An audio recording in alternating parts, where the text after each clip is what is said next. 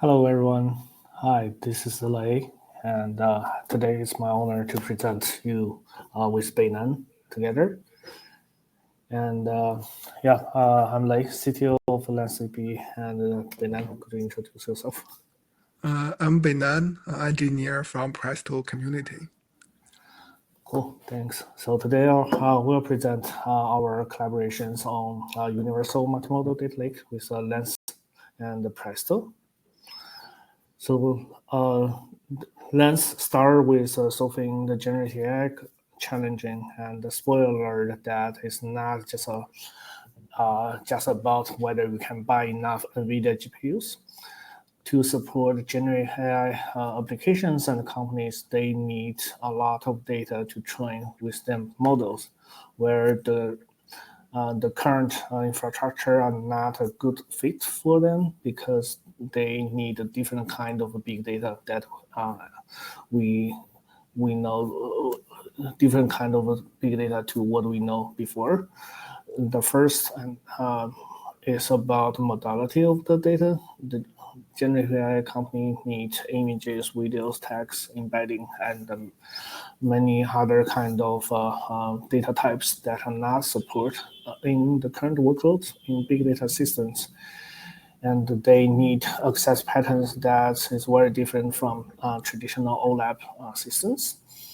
And because we need handle images and text and long text, that's where we need image processing, tokenization, chunking, and many other toolings that's not well supported in big data system today.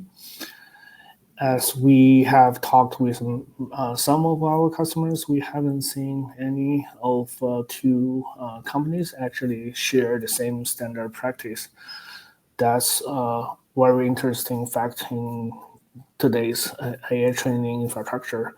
Means that there's a huge room for us to actually establish a better practice for those users and bring all the learnings we have from the Presto community to them. So today, the main differentiation from the current need for AI application is that they need three different types of workload to support a different stage within the AI development cycles. It including need to support large blobs for storing videos and text and images, and they need random access to be able to shuffling during the training process and doing evaluations, and they need fast scan to support to be able to fit GPU and fit GPU in high utilizations. However, those are not supported well enough in today's Parquet-based data lake. That's where we started thinking whether we can do something better.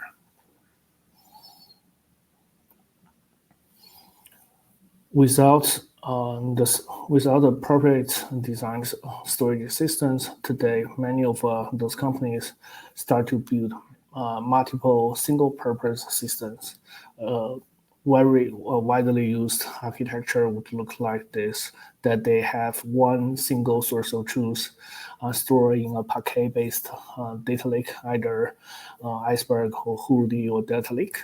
And they use Ray Spark to ETL those data into different systems to serve in different workloads. For example, they use purposely built vector database to support similarity search, and use PyTorch put into training data infrastructure to support high performance training for GPUs.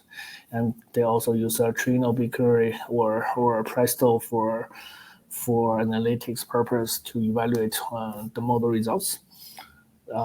That's usually a bunch of single system that you need to build and maintain within the company, and each of these systems is pretty expensive, as you can imagine, for the data column volume they need for each of the applications.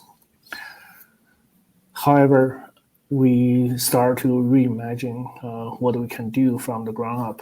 What if that we can build one system to support all of these three requirements, as we call them the CAP series for the AI data. When that happens, some magic happens within our customers' organizations.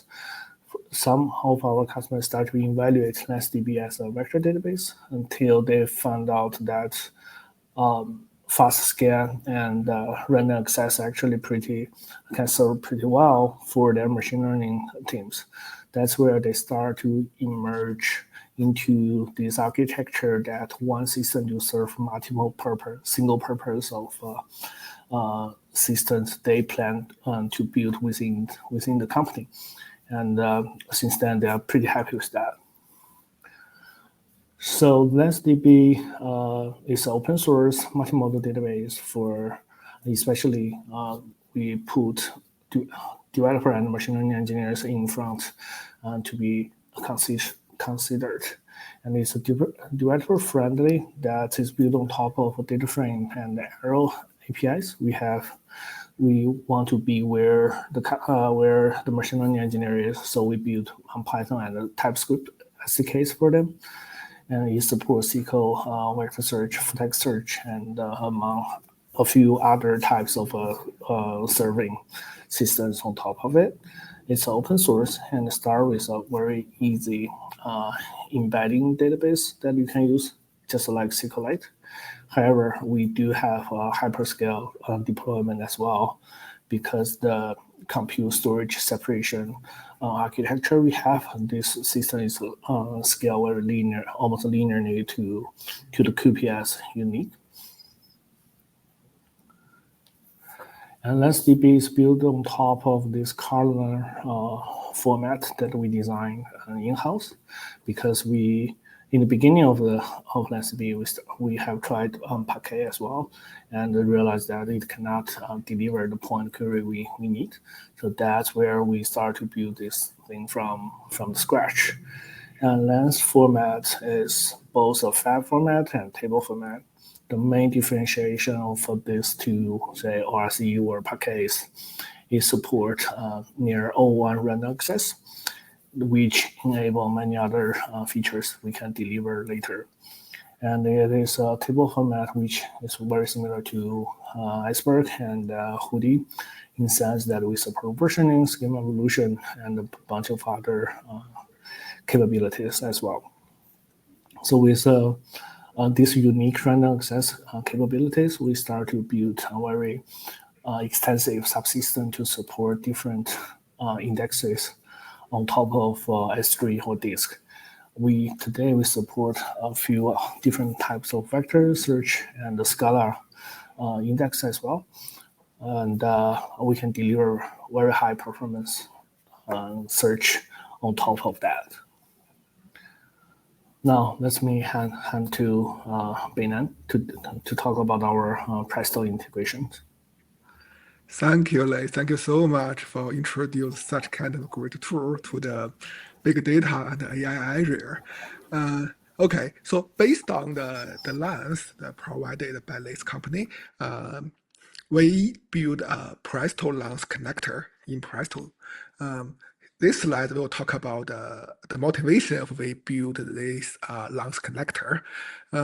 So you may already try some generative AI, something like ChatGPT or whatever, but sometimes you may find the response or the answer from the large language model is not very accurate.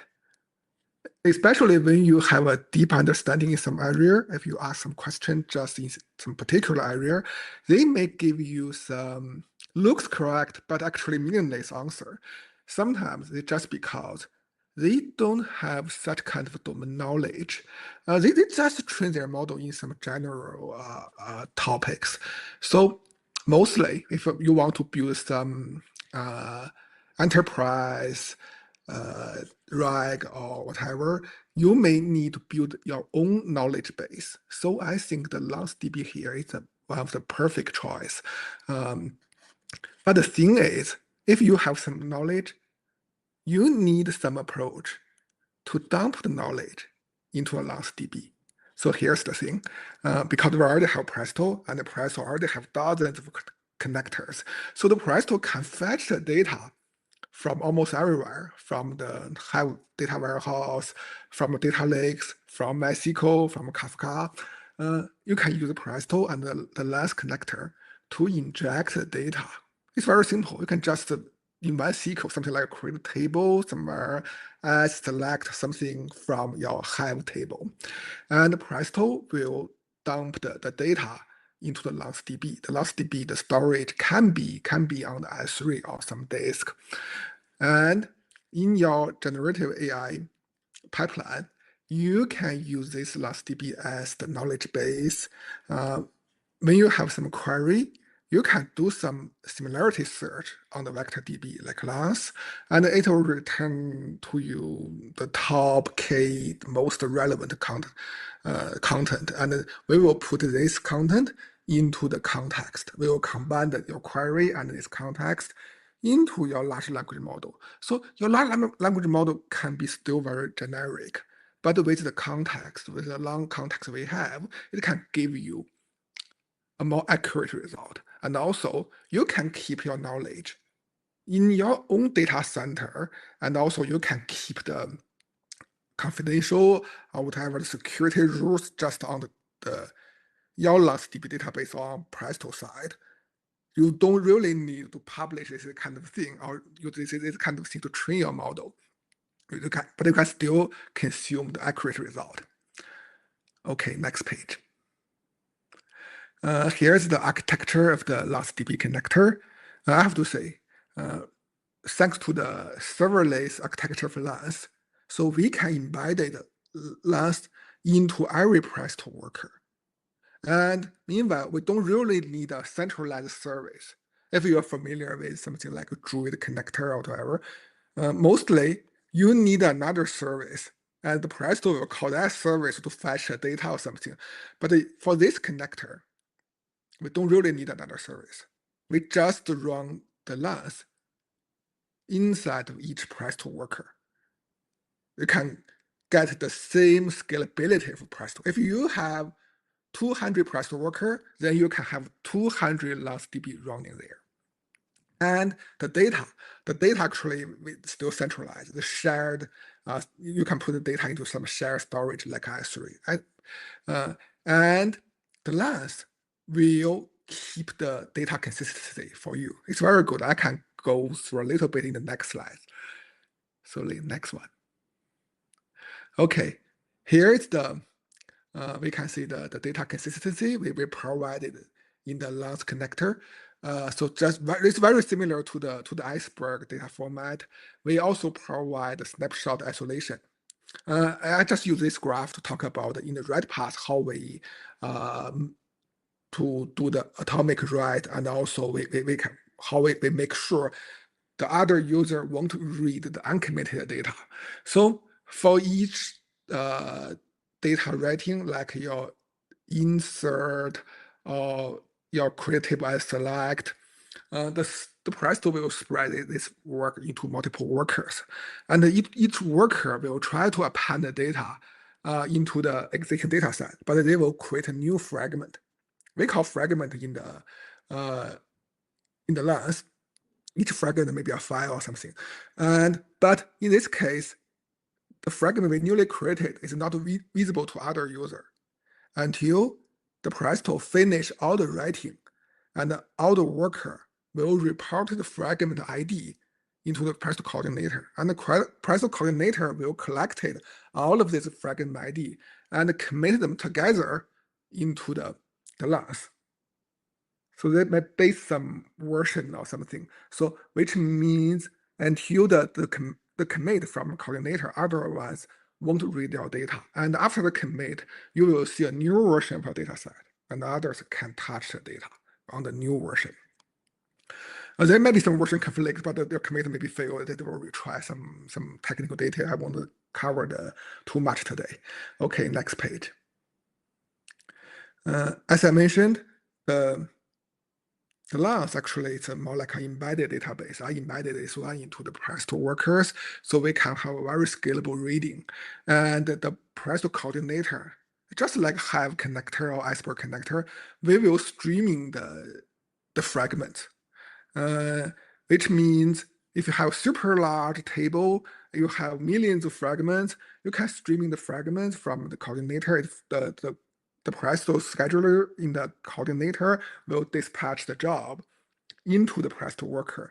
And inside Presto, we call it a split, if you're familiar with the code of Presto. So for each split is a subtask, right? So each split will contain the fragment ID. Actually, it's a list of fragment ID. So the split can contain more than one fragment, and also the columns, and also the predicates, which means during the table scan, the Presto worker only pick up the necessary columns. It will skip the column you don't need. And also in the future, we will also push down predicate, which means it will skip the unnecessary rows. We can highly reduce the I/O workload.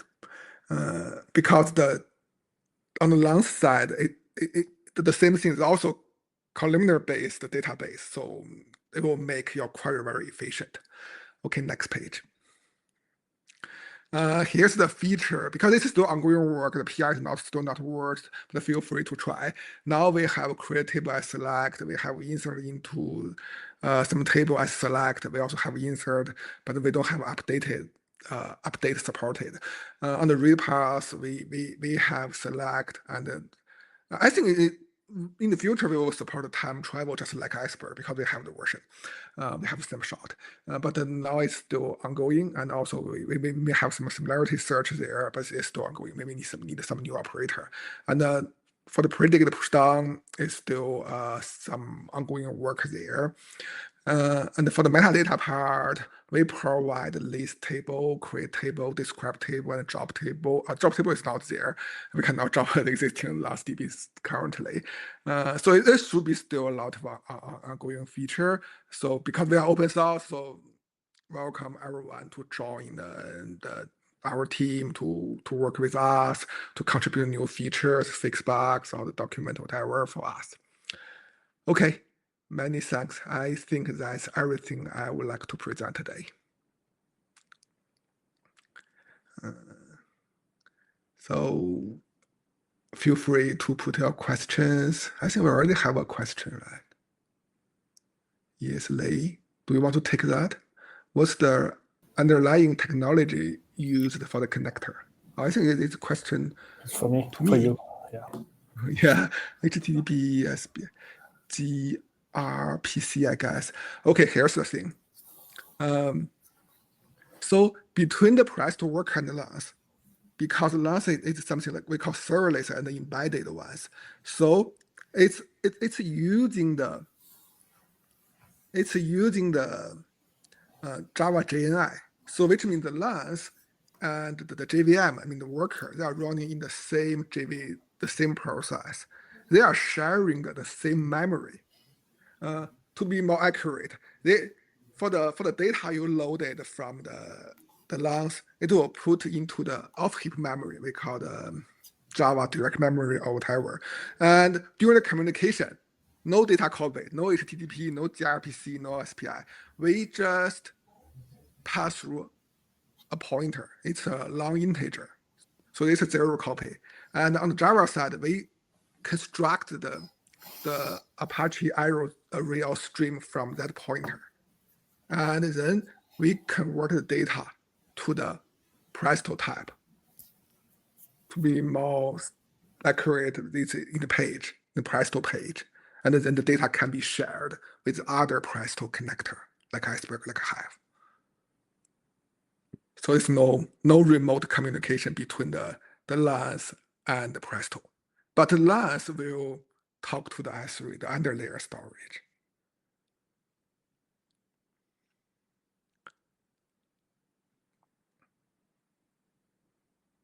Does that answer your question?